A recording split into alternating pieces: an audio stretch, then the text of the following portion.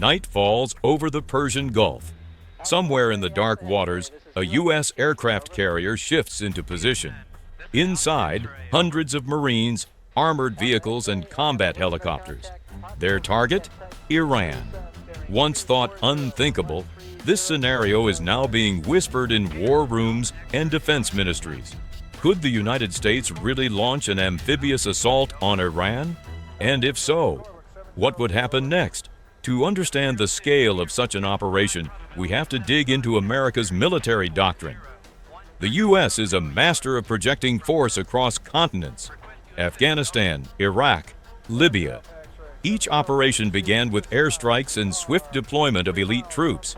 But Iran is a different beast. It's not a broken regime. It's a regional superpower.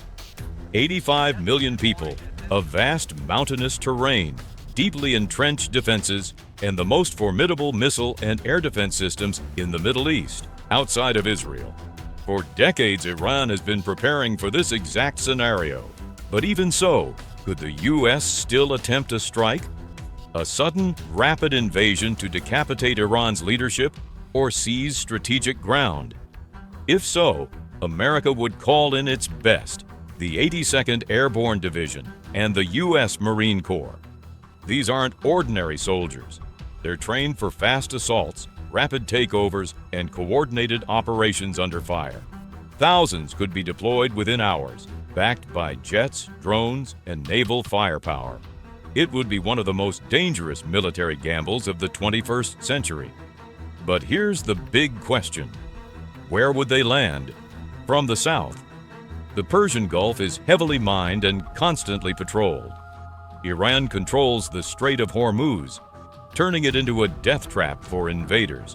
From the west, Iraq is politically unstable and unlikely to support another war on its soil. From the east, Afghanistan is lost, chaotic, and no longer an option.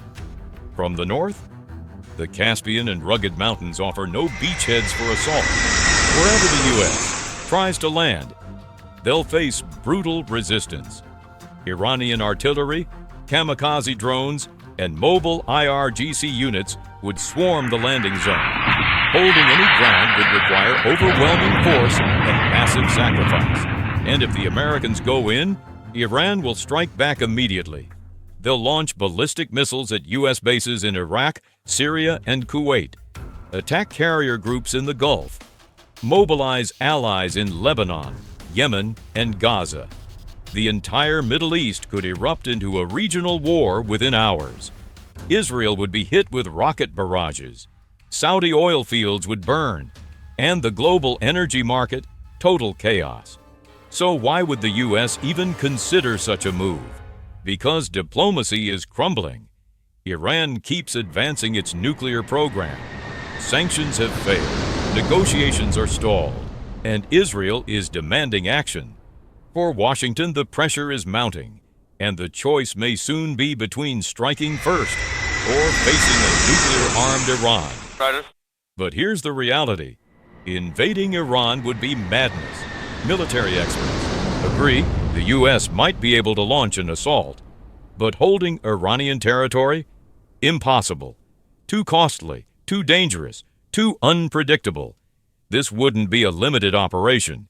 It would be a firestorm, one that could easily spiral into a global conflict. And yet, in a world where rational diplomacy often loses to raw power and fear, we can't rule it out.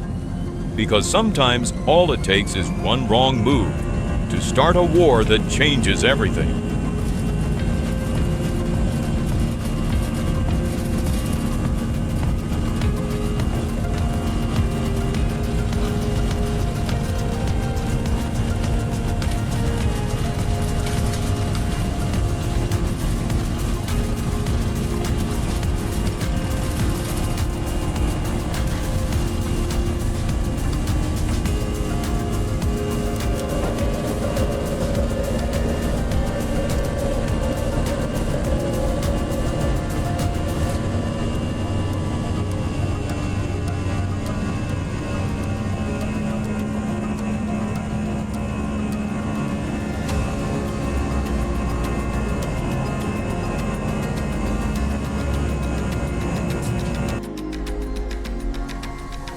Alpha X-ray, this is USS Peterson, over.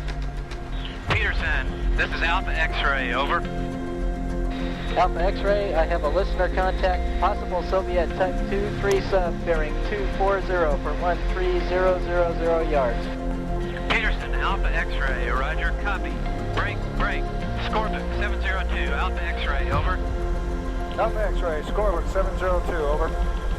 702, Peterson has high probability sub contact bearing 240, 1300 yards from her. Request you assist, over. Roger, Alpha X-ray, 702 proceeding at this time. We are 3 miles from Peterson, bearing 030 on the TACAN, over. 702, Alpha X-ray, roger. Dustpan orange at this time.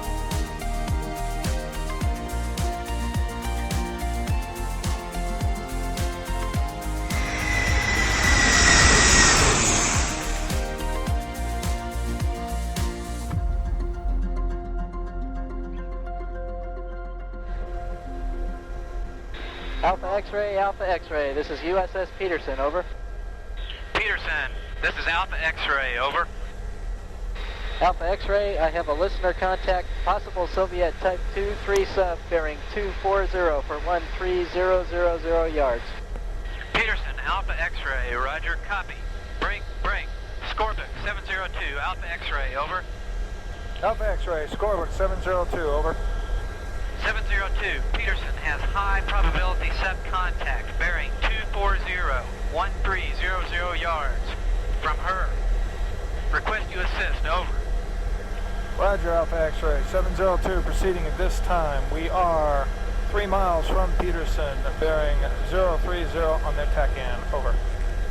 702, Alpha X-ray, roger.